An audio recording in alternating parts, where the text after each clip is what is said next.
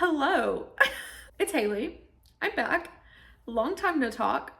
I am very much at home in Texas. I am not in Florida, which is where you saw me last 2 years ago. But anywho, we're back. I'm going to kind of run through recent life. What's happened in the past 2 years since I left Disney, where I'm at, and what's going on now, and what's hopefully to come. So let's get into it. You already know, I have an iced coffee with me, duh. And while we're talking about my iced coffee, I want to mention my drink sleeve because it is from Allie Co., which is a little small shop on TikTok and Instagram, and she creates just the cutest little stuff. She makes bookmarks, cup sleeves, t-shirts, sweatshirts, like tote bags, all sorts of stuff. She did not send me this or anything. I'm just obsessed and she deserves so much love. Her small shop is just so good and so cute, and it's chef's kiss every time. I'm gonna link her below because it's amazing. She's awesome.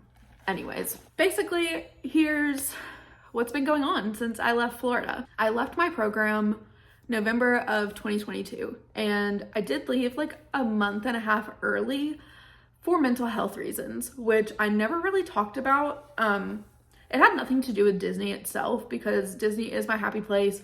I'm so genuinely like grateful when I'm there, and any amount of time I get to spend at Disney is always so special and so just like dear to my heart. So it was not a Disney thing. It was truly just like a mental health struggle that I was going through. I wouldn't even say homesick. I was like just missing James really, really bad. James is my husband, if you don't know. I underestimated how difficult it was going to be to move to Florida and not see him for so long. He came to visit for about a week in the middle of my program, like early September. It really helped for a while, but then like we started getting into like holiday season and I could just tell it was not going to be good for me. So I made this super, super hard decision to cut my program a little bit short, which was really, really sad. And like, I wouldn't change what I did, but I do wish that like there maybe could have been a way to figure out a solution to stay the rest of my program, because I do hate that I like left early. Like it just made me really sad. But yeah, so I came home November of 2022 and I did not really do anything for the remainder of 2022. I spent the beginning of 2023 really trying to focus on my Etsy and trying to like make that like a reliable income, which really didn't go that well.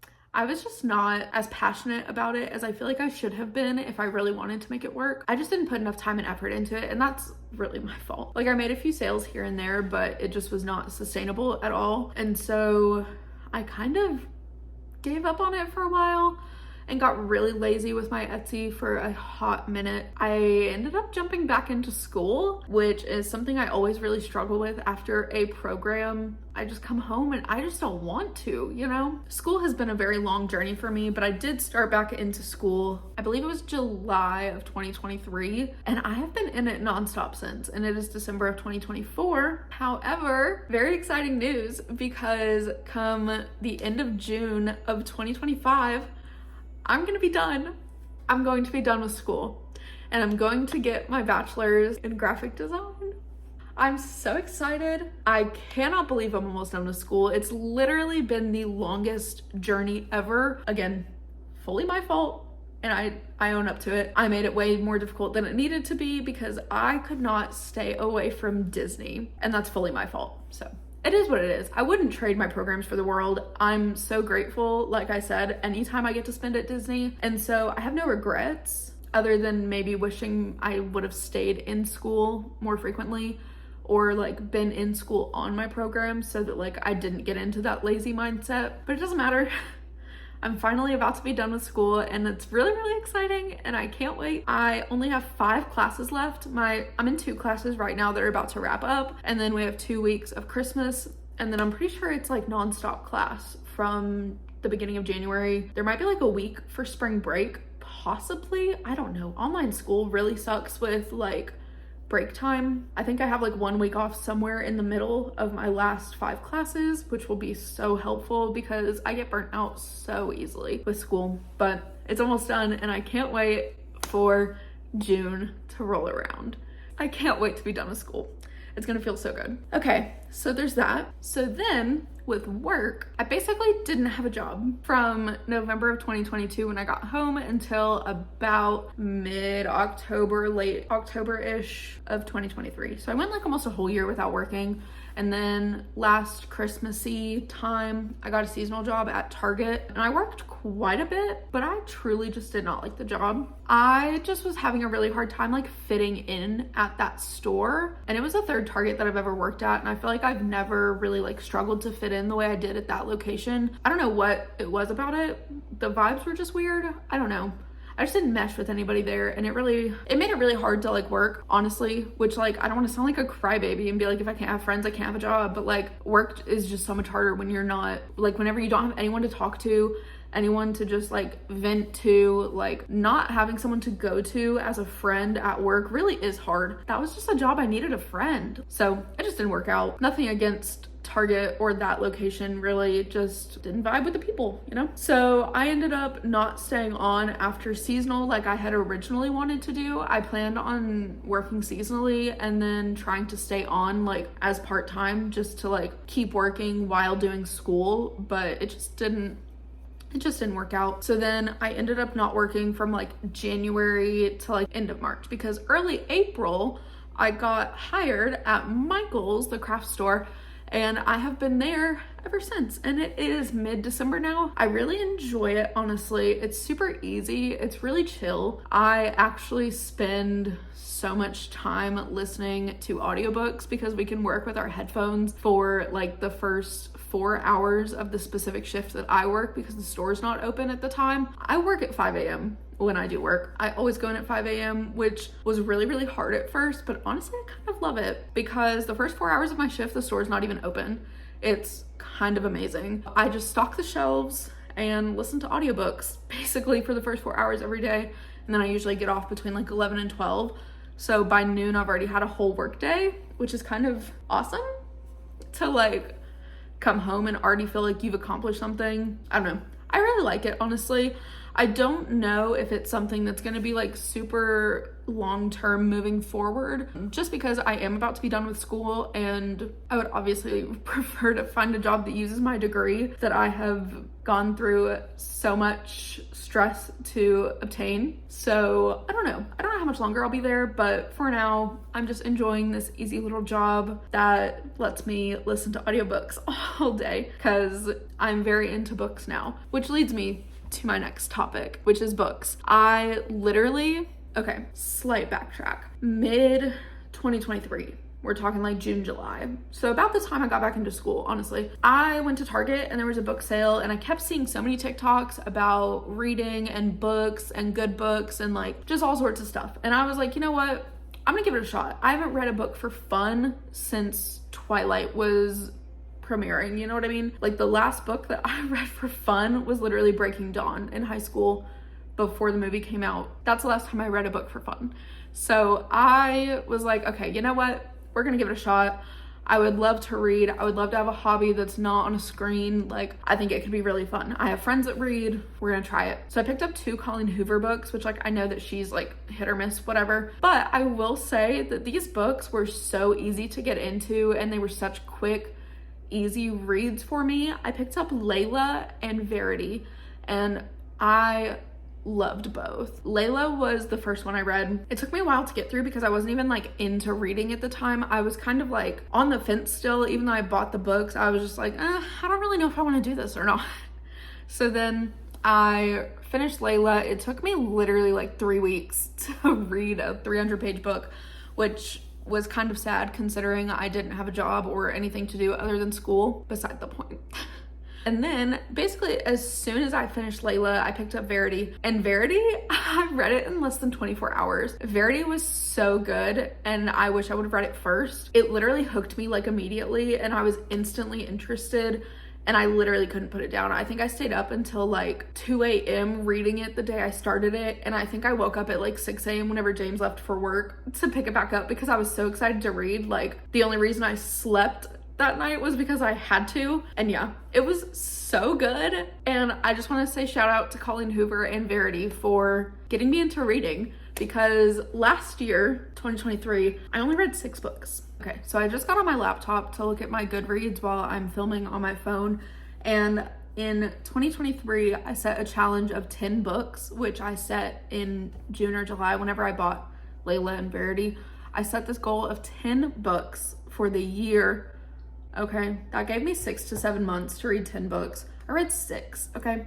I read Layla, Verity, The 7 Husbands of Evelyn Hugo, which I also really liked. It Ends With Us, It Starts With Us, and The Silent Patient, which I feel, looking back, was not that bad to start. I really set my goal pretty high, I feel like, for someone that really wasn't into reading at the time. However, we flash forward to 2024. I set a goal of 24 books. I wanted to read 2 books a month. At the time, I didn't know I was gonna have a job where I was able to listen to Audible all day. So 24 felt like a good number because I was also about to start like the A Court of Thorns and Roses series. So I was like, okay, well, there's 5 right there. So I set 24 as my goal. I've read 52 books this year, which is crazy. I want to make a whole video talking about my 2024 books at some point because I just think that that would be a fun little video, just like a reading recap, probably early January once December's officially over, because I know I'm going to finish more books before the month ends. I think I want to do that at the beginning of next year and just kind of like recap everything I read in 2024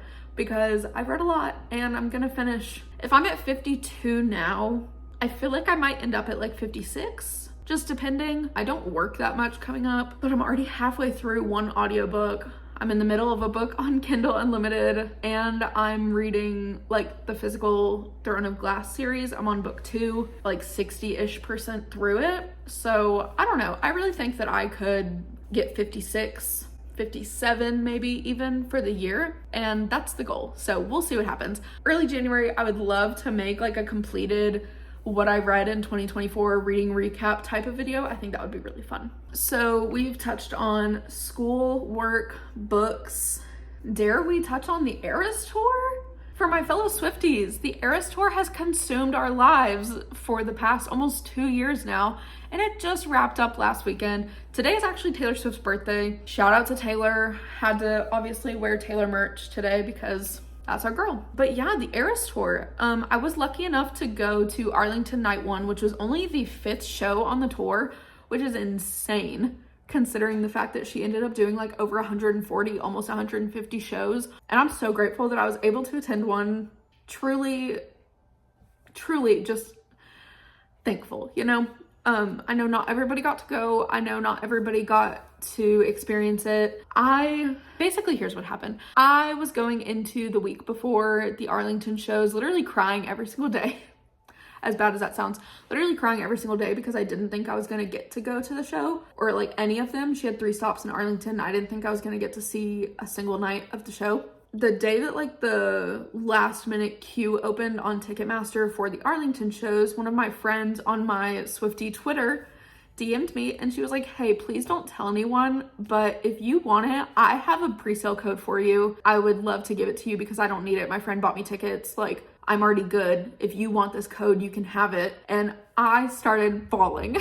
I literally started bawling and I called James like panicking. I was like, please let me go. Please send me money, please. Because as we know at this time, I was not working. And so if James didn't say yes, like I wasn't going. Well, his dad ended up actually sending me money to buy a ticket. And it was a very, very late 2022 Christmas present because he didn't really get me anything for Christmas and he felt really bad, but he tried to order something, it didn't work out, just long story. And so he ended up buying me a ticket to the Eras Tour as my Christmas present, which endlessly grateful, for real. So I ended up going to Arlington Night 1. I went by myself. I ended up sitting next to 2 other girls that were also there by themselves, which was kind of fun. We ended up like talking and dancing and laughing and crying and just having so much fun together because we were all there alone, but we were all just so happy to be there. It was a really, really good experience. I had so much fun, not to brag, but it was the first time she ever sang The One instead of Invisible String, which was a crazy setlist change that we didn't understand in the moment. Because this was right before the news of her and Joe breaking up came out. Nobody knew why she switched it. She just kind of did, which The One is like one of my favorite songs on Folklore. I thought it was so cool to like be there the first time she ever played it, which was also kind of sad because Invisible String is my favorite song on Folklore, but it's literally just so cool that I was there like the first time she ever played it live and the first time she ever played it on the Eras tour. Like I was there for that, and that's just really cool. So yeah, I did get to go to the Eras tour. If you went to the Eras tour, if you're a Swiftie, drop what your surprise songs were in the comments below because I would love to know.